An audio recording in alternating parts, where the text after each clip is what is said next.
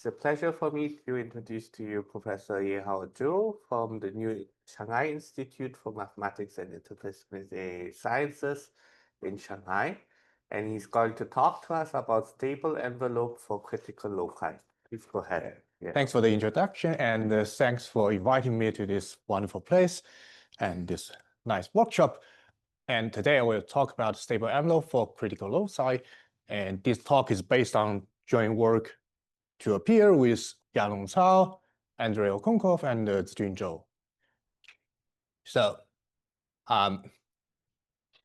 the goal of this talk, the first goal is to give a geometric construction of solutions to Yang-Baxter equations, where state spaces, those Yang-Baxter R matrix acts on, are critical cohomology of quiver varieties of a symmetric quiver with potential W. And the second goal is to show that the above construction generalizes the original Maulik and Okonkov's one, which are solutions of Yang-Baxter equation from cohomology, the ordinary cohomology of Nakajima quiver varieties, and explain the relation of our construction and the critical frame coha of Q and W.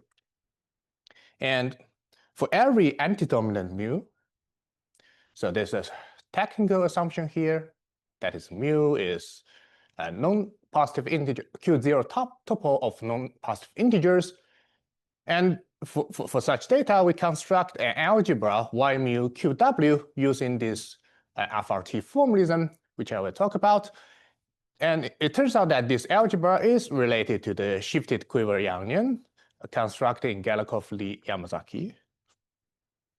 And it will be naturally follow from construction that this algebra has a natural action on the critical cohomology of the quiver variety with a this framed quiver variety with framed potential. And this, in some of the known situations, this is related to Calabi-Yau 3 crystals. Here, this is just what I said. This is a moduli of stable framed Q representations with gauge dimension V and incoming framing D in, outgoing dimension D out, such that D out minus D in is mu. Okay. In particular, incoming framing is always greater than or equal to outgoing framing. All right, let us recap Maulik and Okonkov's stable envelopes construction and their construction of the Yangians. So consider quiver Q with set of nodes Q0, set of edges Q1. And we take a gauge dimension V and a framing dimension D.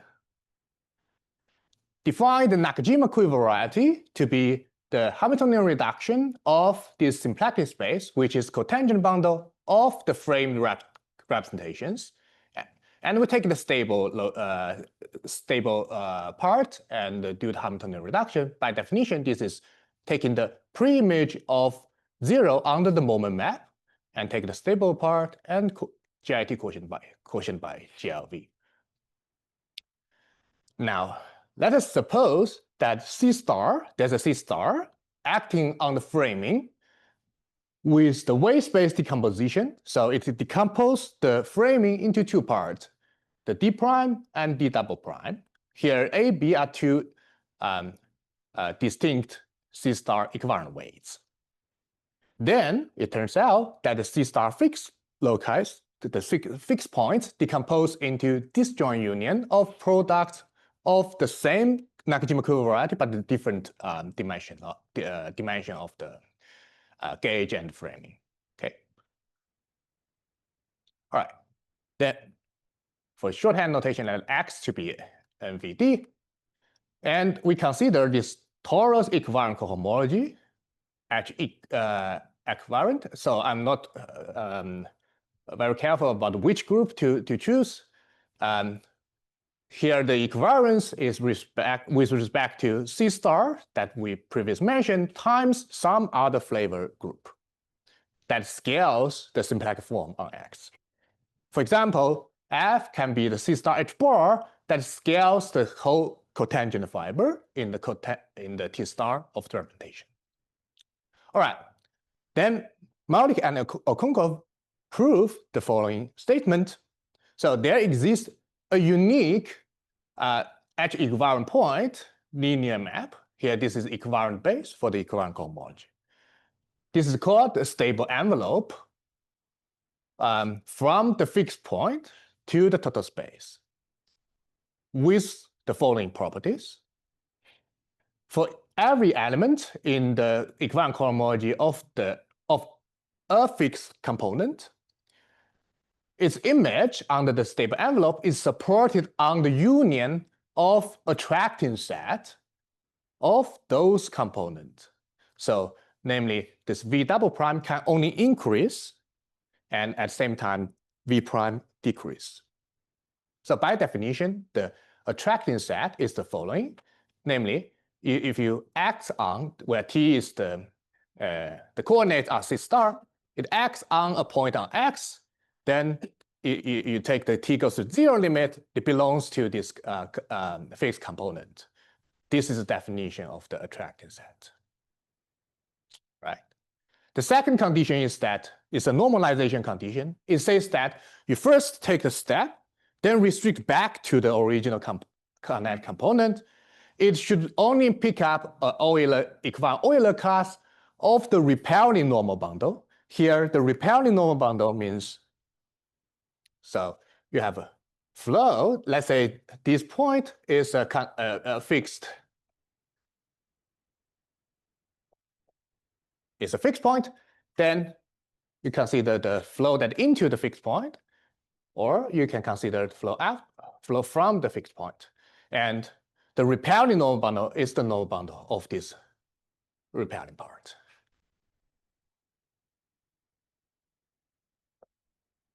Okay. And finally, there's a third condition.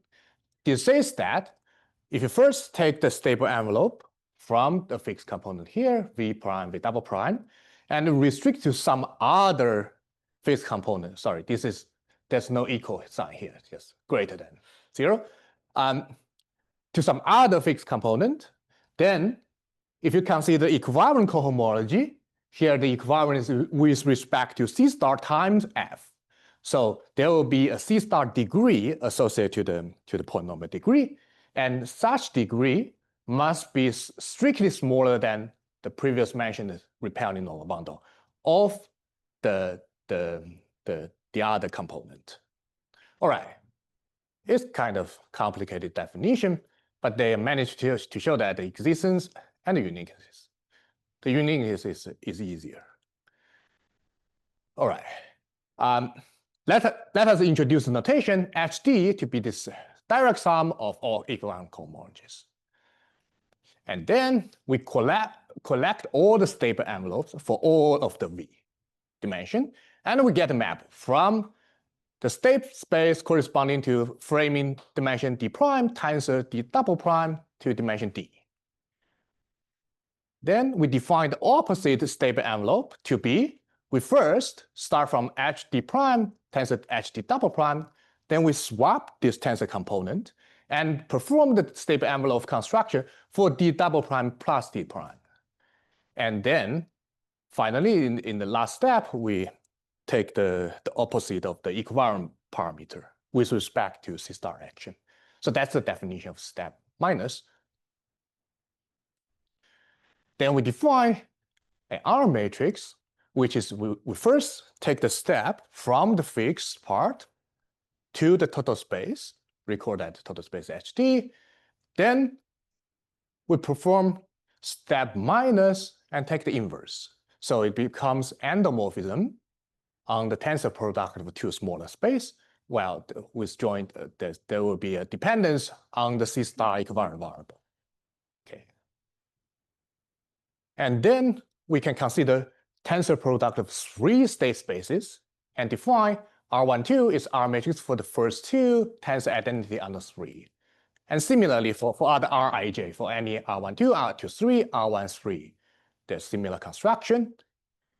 And in Maulik and Konkov, they proved the following theorem, saying that those Rij should satisfy the so-called Yang-Bak's equation.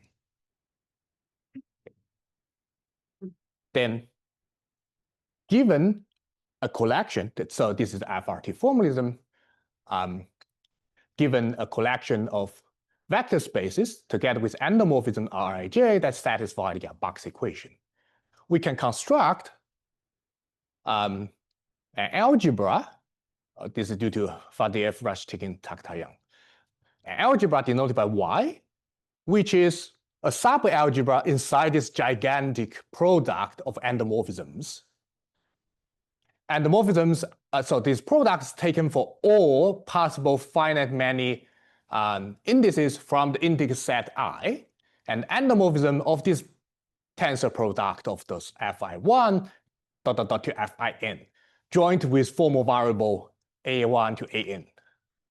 Okay, so the complete definition is slightly bit wordy. It takes long to explain all the details, but roughly speaking, let me define Y to be generated by the matrix coefficients in the U goes to infinity expansion of the following form. This is called transfer matrix in the integrability literature.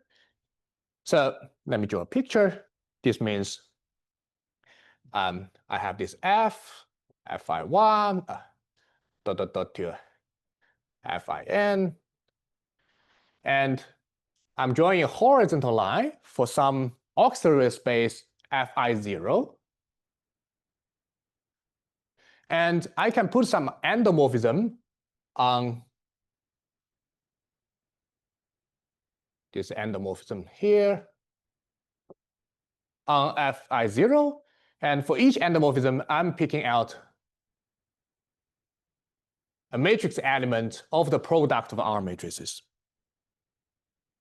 and I expand U to infinity and pick up that matrix coefficients. Then it belongs to endomorphism of this tensor product of state spaces. And I'm collecting all those matrix coefficients and generate a subalgebra inside this gigantic product. And we can define, so let us apply the FRT formalism to this Nakajima equivalent case. Then this MO Yangian is the algebra obtained from the FRT formalism to the vector space HD that we previously mentioned, with R matrices constructed from stable envelopes. For example, for the quiver with one node and no arrow, just the simplest quiver you can imagine, this MO Yangian is isomorphic to the Yangian of the GL2. More generally, for any finite ADE quiver,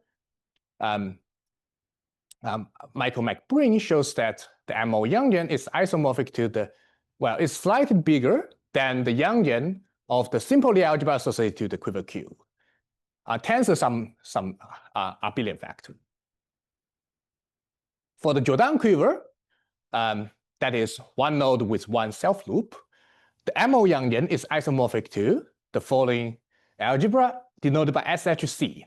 So this is by definition the n goes to infinity limit of the spherical degenerate Daha of type GLN defining Schiffmann-Wasserl. It is known that SHC is closely related to the affine Yangian of GL1. The relation is similar to the above one. Namely, the only difference is that you have an abelian factor, extra abelian factor in SHC. Okay, they use this MO Yangian to prove this AGT correspondence in Mulligan and Okonkov paper. Okay, any questions at this moment? If not, let me proceed to the main construction of this talk, which is critical stable envelope. Okay, now it was slightly different.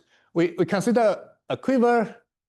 Well, we still start with a quiver, Q0, Q1, and then we take three vectors, which are called gauge and incoming framing, outgoing framing. And we introduce this shorthand notation, the underline to be a pair, the in and the out. Define the quiver variety, MVD, to be the GIT quotient of the representation space by the gauge group GLV. here we don't take any symplectic reduction. This is just the ordinary GIT quotient of vector space by a gauge group. Here we choose, for simplicity, let us choose cyclic stability condition. This means that incoming framing generates the Q repetition. And the same story applies. We can let C star act on the framing, both incoming and outgoing, with weight space decomposition. This means that both incoming and outgoing are decomposed into these eigenspaces. And then, similarly, the C star fixed points decompose into disjoint union of products of the same quiver type, but with smaller dimensionalities. Restriction the in order to. So far, we do not. This is just general quiver. This one. Now, let us fix a potential W on the quiver Q. In other words, it's the linear combination of cycles in Q. And we define W frame to be an extension of W to the frame quiver. Define the critical cohomology. We have seen that in Park's talk, which is that cohomology of this vanishing cycle functor applying to the dualizing sheaf, dualizing complex on M. And we can also consider equivalent version. Let F be a flavor symmetry that fixes the potential, frame potential. Then we can define the state space to be the direct sum of equivalent critical cohomologies. So this replaces what we called HD in the Nakajima variety case. What is the rule of the extending the potential? There's no rule. You can extend it arbitrarily. As long as after extending the potential, you can choose a flavor symmetry that preserves it. Then all the spore rules. And then US space, okay? Yeah. So pi trace W frame and W frame is so far it's a linear combination of cycles. If you take trace, that means it's a shorthand notation for the so trace of W frame. So let's say W frame is sum of cycles, and then this trace is sum of trace of each cycle. Cycle I. So it's a product of two functions. So dualizing complex and then yeah, this is a functor vanishing cycle functor acting on this dualizing complex. Applied to the dualizing complex. The dualizing complex is just the constant sheaf shifted by 2 of dimension of M.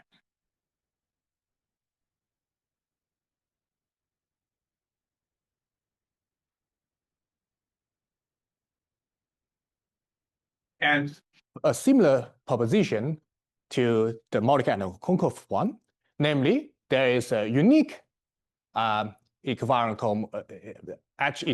equivalent point linear map. We call it the critical stable envelope from the fixed point, well, critical cohomology of fixed point to the critical cohomology of the ambient space with the following properties. Almost the same. It's supported on this attracting set. There's a normalization condition and a degree condition. Very similar to the previous story. And here, we need to put extra assumptions to proceed. So let us assume that the trace of this potential, when you restrict to the fixed point, recall that fixed point is decomposed into products. We assume that this function decomposes into sum of functions on each component. So this is you need to choose this extension of framing wisely to make sure that this happens. And we can collect all the stable envelopes for all V, and we get a map from the tensor product of state spaces to the total space. Here, I'm using this Thom-Sebastiani isomorphism. And then we defined opposite stable envelope using the same definition. Swap, step, and then followed by U goes to minus U. And we define our matrix in the same way. It becomes endomorphism on the tensor product. And we can collect three spaces and define Rij. And our theorem says that assume, this is where the assumption comes in, assume that Q is symmetric, that is, the arrows from I to J equals to the arrow from J to I. We have seen yesterday in Peter's talk. With anti-dominant framings, DI, that means incoming framing is greater than or equal to outgoing framing for all these I, 1, 2, 3. Then this Yang-Bak's equation still holds in this generalized situation. So doesn't need to be symmetric. What do you mean symmetric? Like potential. I mean, like potential is arbitrary. Just arbitrary, yes. As long as this assumption makes sense. I see. Oh, okay. You can start from choosing potentials to D1, D2, D3. Then you have to naturally show candidates for this frame potential on this product of D1, D2.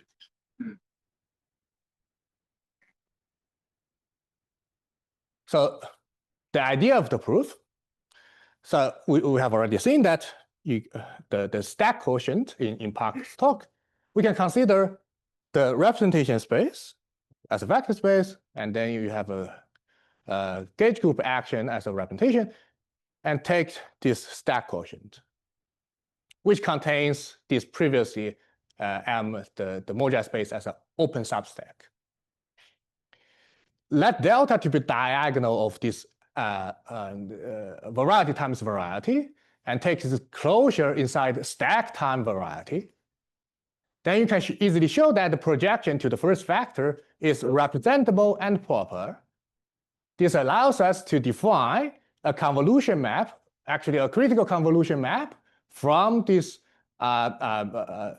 critical homology of the variety, the stable locus, to the critical homology of the stack. So it goes from the open locus to the total space. Sorry. And then it is known that you first go from the open substack of the stable locus to the ambient stack, then restrict. It almost follows by definition that this is identity. Therefore, we realize that the critical cohomology of the stable part is a subspace of the critical cohomology of the stack. Sorry, this phi is not just a dual of the restriction map? No, it's not. It's something more dramatic. So the above construct does not require symmetricity and work for arbitrary curve. So far, works for arbitrary curve. But you get if the Q is symmetric with symmetric framing, so everything is symmetric, then you can show that the psi maps the equivalent critical cohomology of the stable locus isomorphic onto a nice subspace of the equivalent critical cohomology of the stack, which is called the BPS cohomology, defined in Davis and Marcotte. The BPS cohomology defined by some perverse filtration. You take the lowest piece of the perverse filtration. Okay. For the stack M, conservation and Soibelman, or we have already seen that in Park's talk, if they define critical cohomological whole algebra cohort, and we need this slightly version is frame version. Namely, we consider L, V prime, D prime, V double prime, D double prime. L is the letter for Lagrangian, to be the stack of short exact sequence of the following form. And then, so this V prime, V, and V double prime, they are framed representations. And then we have this natural map from L to product of two stack of dimension with prime with double prime. And there's a map from L to V without prime. And the left-hand side map is smooth, the right-hand side map is proper. This allows us to define this operation called Koha multiplication M to be first pull back, then push forward. I'm sorry. So it goes from tensor product of two cohomologies to this single one. So the key step of the proof of Yang-Bak's equation is the following theorem. So assume that Q is symmetric and take the antidominant framings D prime and D double prime. So we have two maps, namely the first horizontal one is the Koha multiplication. The second horizontal line is just a stable envelope that we defined previously. And there are vertical maps that relates the stable part with the stack part. That is the psi that previously defined. And the statement is that the diagram commute. So restriction map is surjective and psi is like an explicit way of choosing the section? That's right, yes. So the next step in the proof, so you can use this previously mentioned compatibility between step and the Koha multiplication. One can show that, so there's a, you need to work a little bit, but you can show that the proof of Yang-Bak's equation essentially boils down to the associativity of the Koha, which is the following commutativity of this diagram, where this each H is a shorthand notation for equivalent cohomology, a critical equivalent cohomology of the stack. Yes. I think Botta Davidson proposed some similar construction. Right. Yes. Yes. Is it the same thing or? You can show that it's the same thing. I see. So their construction is the following. So you start from this. You have, so in that setting, everything is metric. So you have this PPS isomorphism between this guy and PPS cohomology there. So you use this map to go to above Koha and Bisbee. That's their definition. But you constructed more. We just constructed here and we show that it makes sure that this diagram computes. So did you explain your construction of stable envelope or will you or? So no, I'm not going to explain that it is talk. I'll explain to you after talk again. That is something similar to the original a molecule, like a geometric or? It's geometric one, but it's actually simpler. A simpler. Okay. So the result is simpler, but the proof is longer. Okay. So the construction is following. And in this case, in the symmetric with antidominant case, we actually show that the step is induced by an explicit correspondence, which is you take the attracting set of this fixed point, and then you take the closure. That's the end.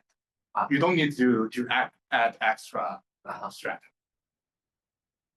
So that is how do we prove this commutativity. Okay. All right. So we have defined something, and of course one can ask how to compare with previous construction. Now here is the result. Suppose that Q is any quiver. We define double quiver by adding opposite arrow for each arrow. That means the following. Let me draw example. This is a quiver, and doubling means adding arrow back. And one can define a triple, means adding a loop to each node. This is tripling. And by construction, this is Q tilde is symmetric. And we define the canonical cubic potential to be the following. Here, epsilon I is the notation for the loop. And mu I is the moment map attached to this node. Well, you have this Q bar, so you can form this this moment map at each node. And for any symmetric framing, we define the canonical framed cubic potential. It is just the same thing, same idea, but applied to the framed quiver. And it is known by Davidson that there's a dimensional reduction isomorphism. So we can consider the critical cohomology of the triple quiver with the canonical framed cubic potential. And it's known that there is a natural isomorphism between this critical cohomology and the ordinary cohomology of the Nakajima quiver variety associated with the original quiver Q. And we can prove that. So on the first line, you have this stable envelope constructed just 10 minutes ago, and there's a vertical line that they are dimensional reduction isomorphism to the equivalent cohomology of the Nakajima quiver variety. And in MO, there's a stable envelope constructed from left-hand side to right-hand side. And the statement is that the diagram commutes up to some sign twist. Okay, any questions so far? Or, sorry. So that's the diagram. Yeah. So how can it be a torus then? Torus action? Yeah. Sure, yes. So you can scale those. In the most general case, you have 4 loops. You can assign torus weight T1, T2, T3, T4. So you have torus season to offer and scales those loops naturally. So this is the most general case, but if you want to preserve the potential, that will give restriction on this weight. Do you also relate this critical stable envelope as like to that point growth within invariants? there's a relation, but it's not in this. In this up, okay. We can actually compute this kind of critical multiplication by divisors on critical cohomology. It's really computed for Hilbert C3.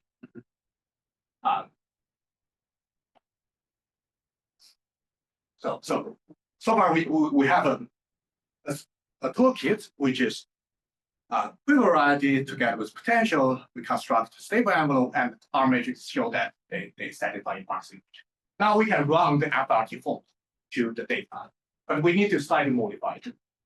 So given 2 sets of vector spaces F and H, with those endomorphism R is within F, and T is between tensor product F and H. So in physics language, F will be called the auxiliary space, H will be called physical state. And and we assume that they satisfy RTT relation, which is a special case of the Yang-Box equation. And we define the algebra Y to be the subalgebra of this gigantic product of endomorphism among those tensor product of H. The idea is the same. We define to be generated by matrix coefficient in the U goes to infinity expansion of this T product of T matrices. So it's the same diagram. So this is the same diagram here, but instead of, so here we need to choose the horizontal one is F, and vertical one, they are H's. Here, instead of R, we use T matrix.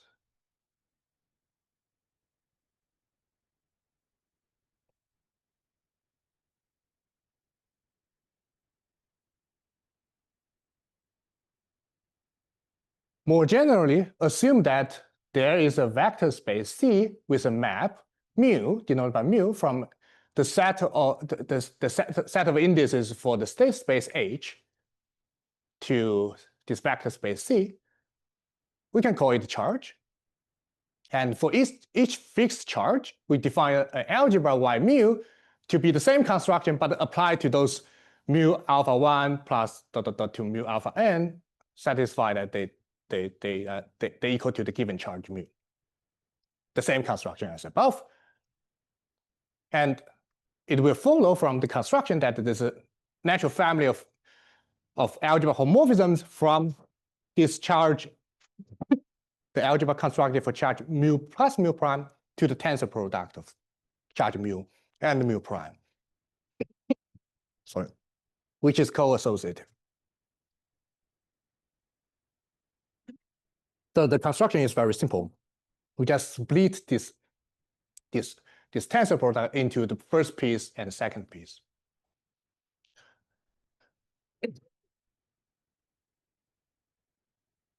And given a symmetric quiver Q with potential W, and we define this physical space H alpha to be those state spaces such that D out is less than or equal to D in.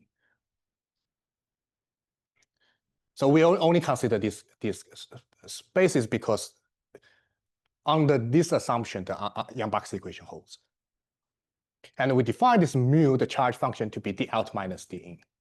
In particular, the OS belongs to non-negative, non-positive integers.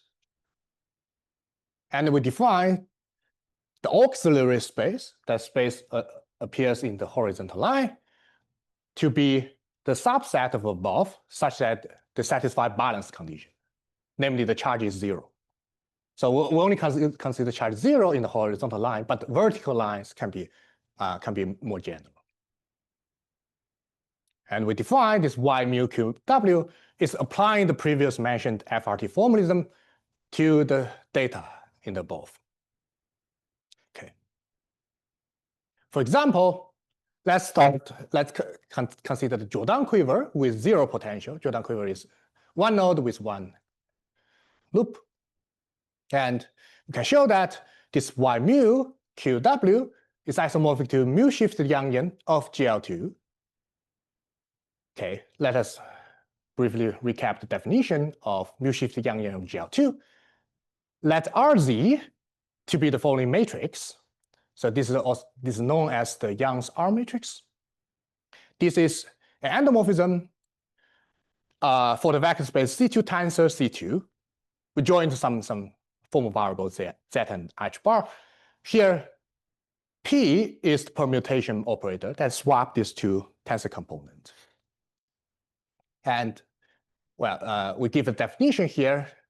This is equivalent to the definition given in Frasek, Peston, Cymbaluk by some change of variables. So for mu less than or equal to 0, we define Y mu GL2 to be CH bar algebra generated by these 4 families of operators E, F, G, H, subject to the following RTT relations.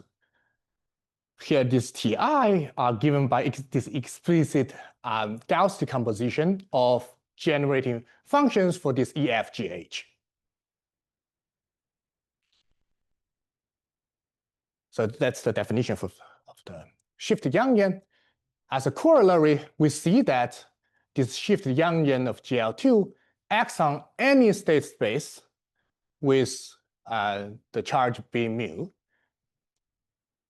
together with the choice of framed potential such that its unframed part is 0. Let's look at some examples. So first example is Kirchhoff-Fresh-Kim module. So we can frame it and take this kind of potential.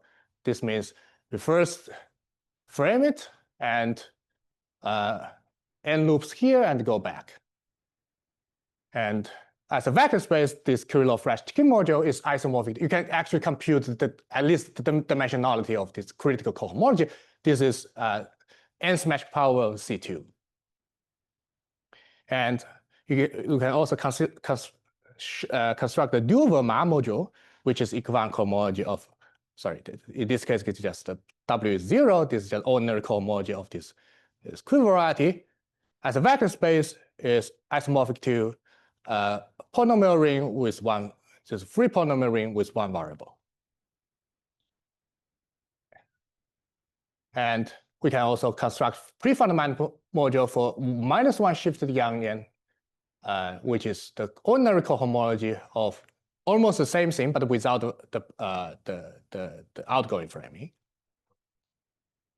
this young before this Rak-Kyeong on this ice finger slanging also also acts on this resolution quiver. What do you mean by resolution curve? You can write it by a linear one of the n times rank of flavor. Let me try to understand. So is it so? Is this what you mean? The thing you're showing us. Yes. So then yes. This is a fixed point, torus fixed point. So there's a torus action, C star action, scale the loop. If you take the fixed point, then it becomes this. And the Yang or Yang Yeah, it's after localization, the critical cohomology is the same. It's isomorphic. Okay.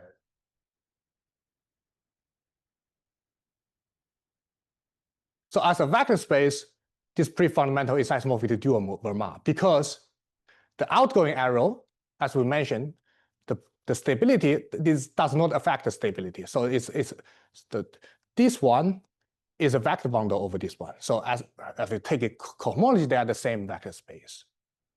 But the Yangian action is different.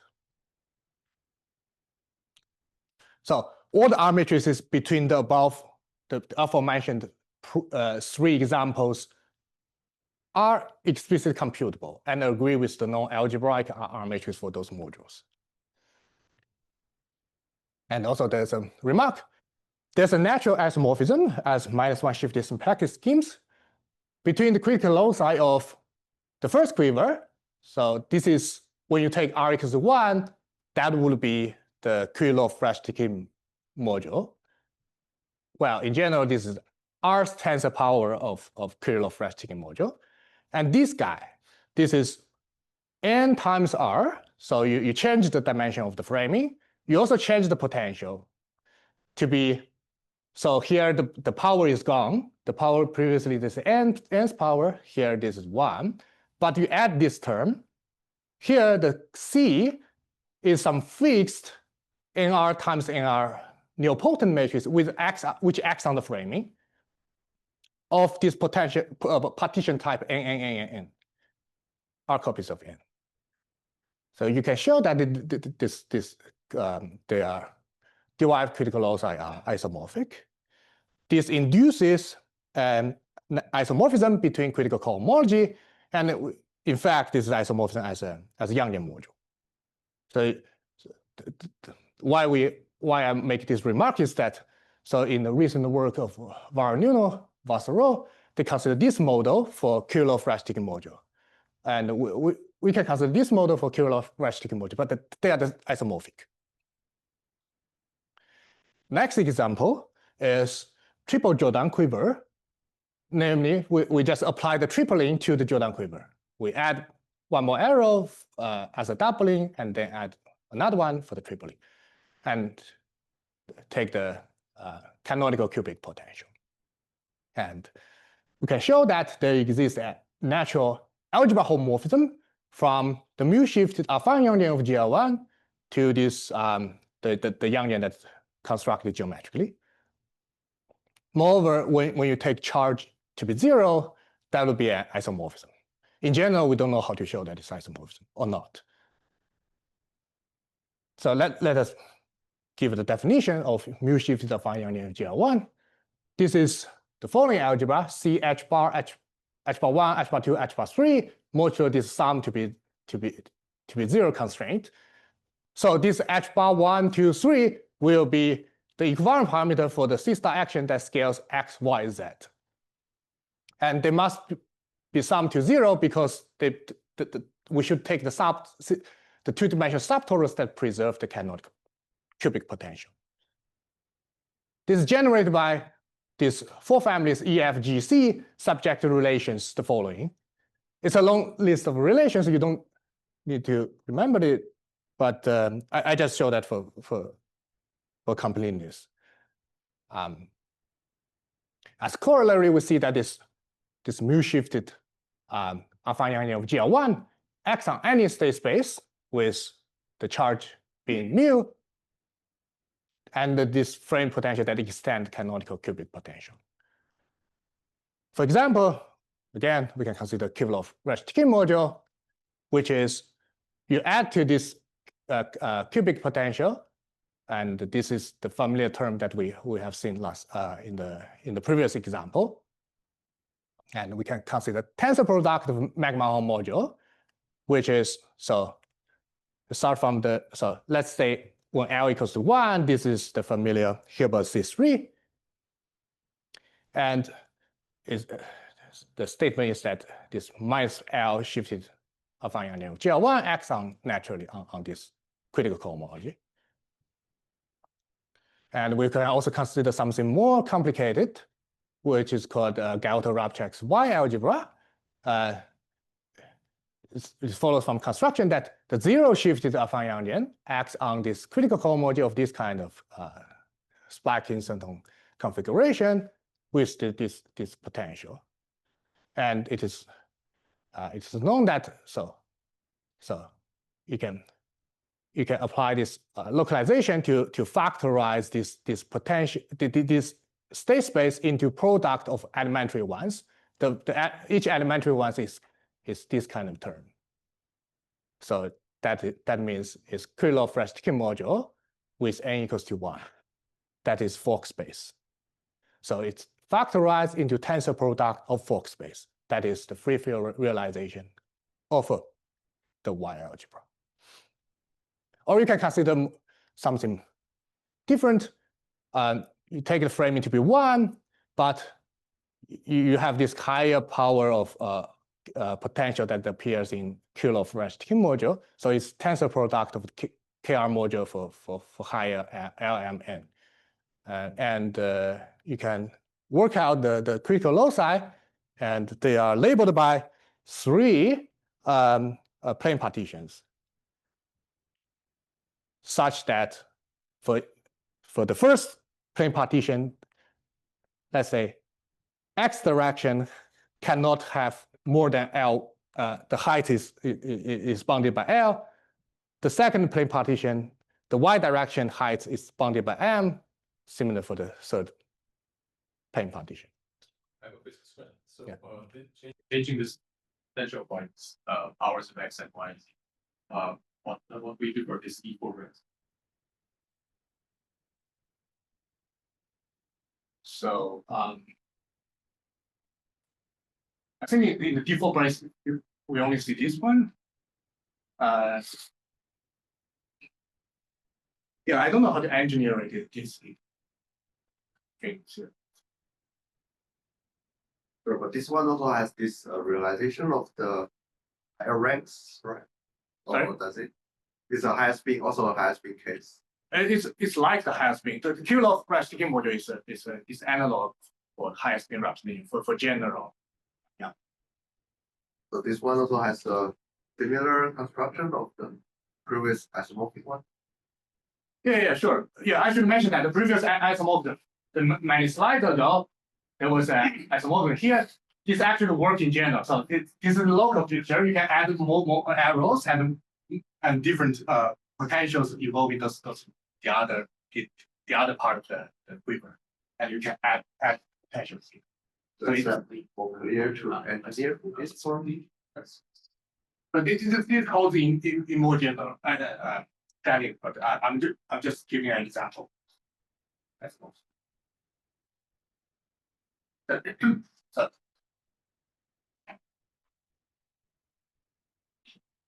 already sorry. You can have this. So this is what I draw. Are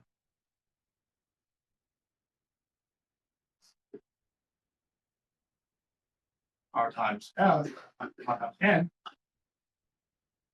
And you can add more terms. And also more groups here. But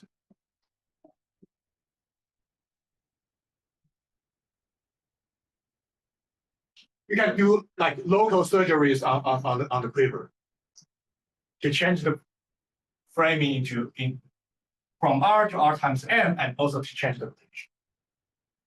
That will give you the isomorphism between -1 shift.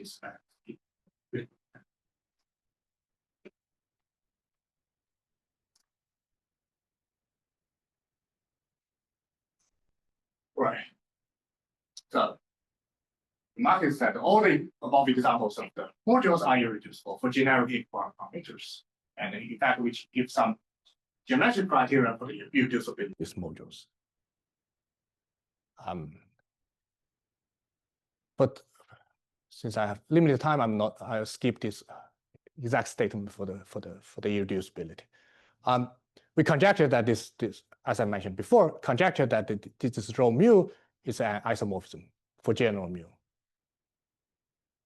And it follows from generic relation that if you work a little bit hard, then you can show that this Y0, the zero shift of Van Yanyan, is isomorphic to SHC.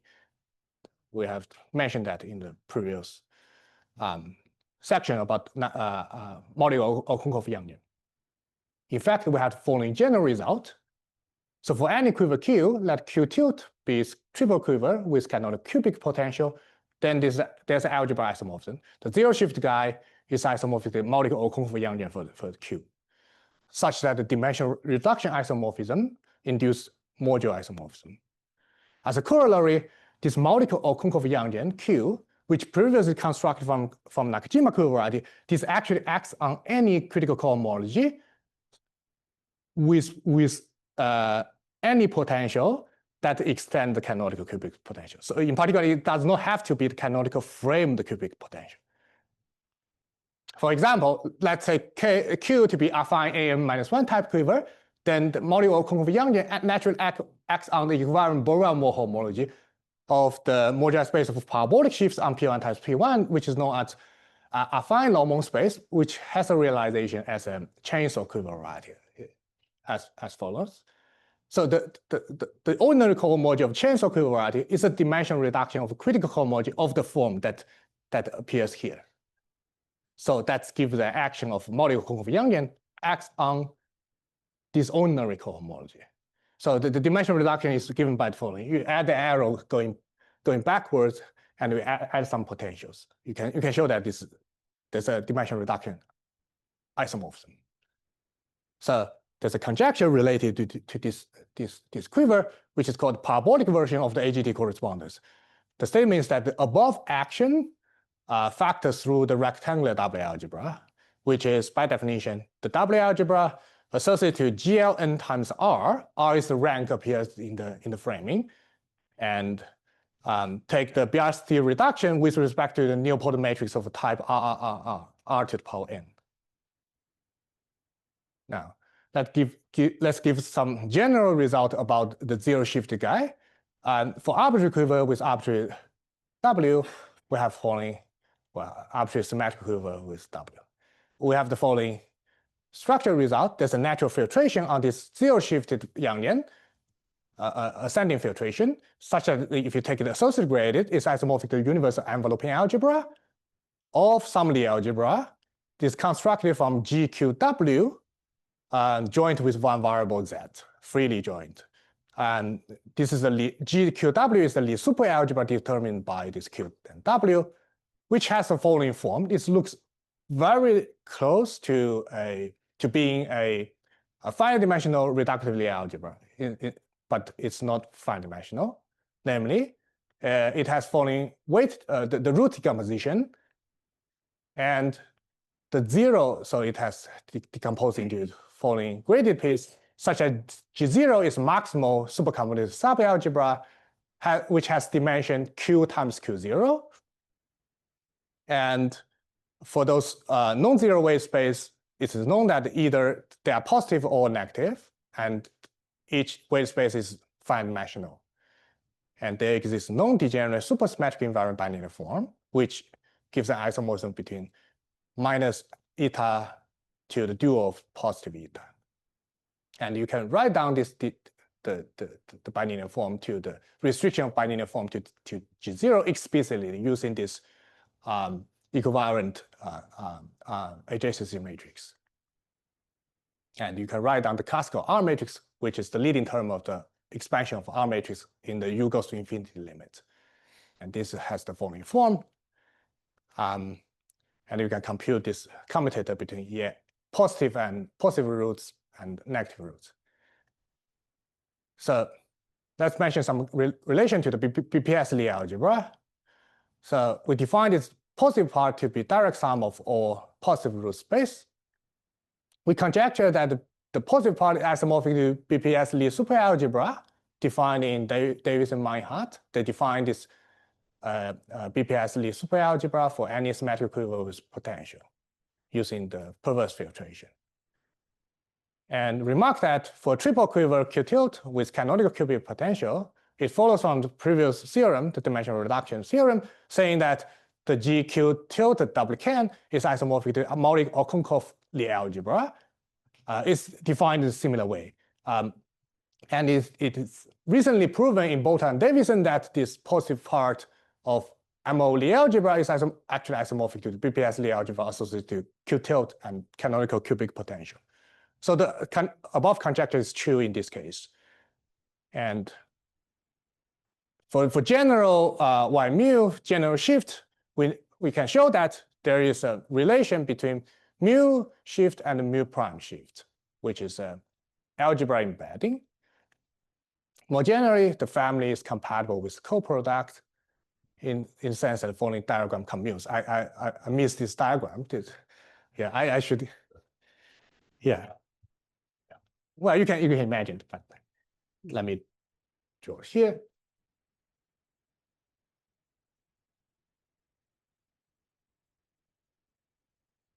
Mu1 plus mu2.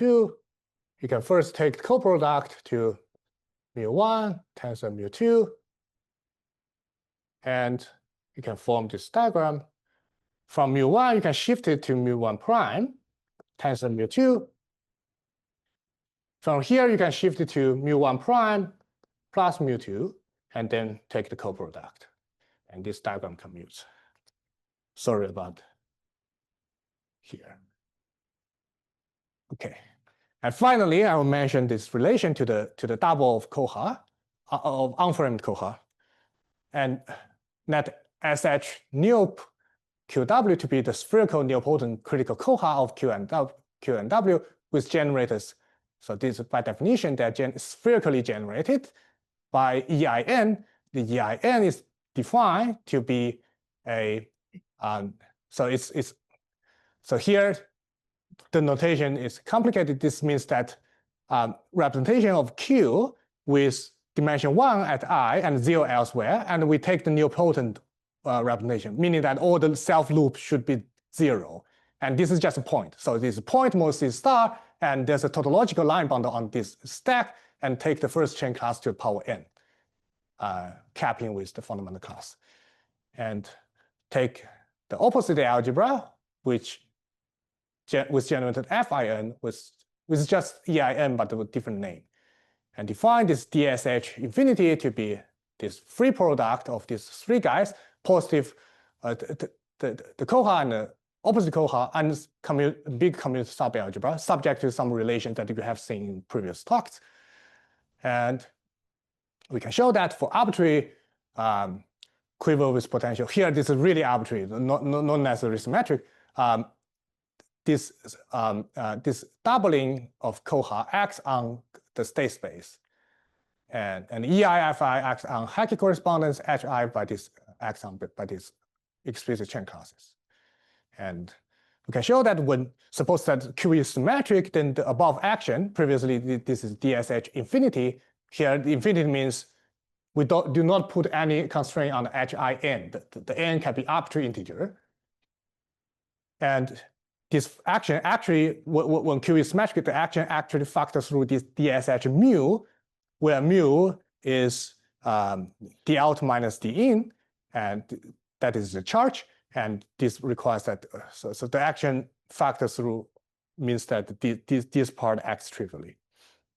So suppose that Q is symmetric, then action induces an algebra homomorphism from DSH to this endomorphism, big endomorphism.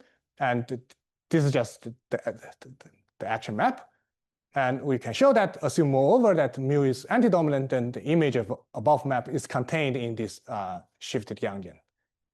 The proof uses explicit computation of the certain matrix element of R matrices. You can show that this R matrix factorizes in the following form, so that this currents appears. Okay, thank you for your attention. It's more. Thank you all the organizer and the previous speakers, especially Rak.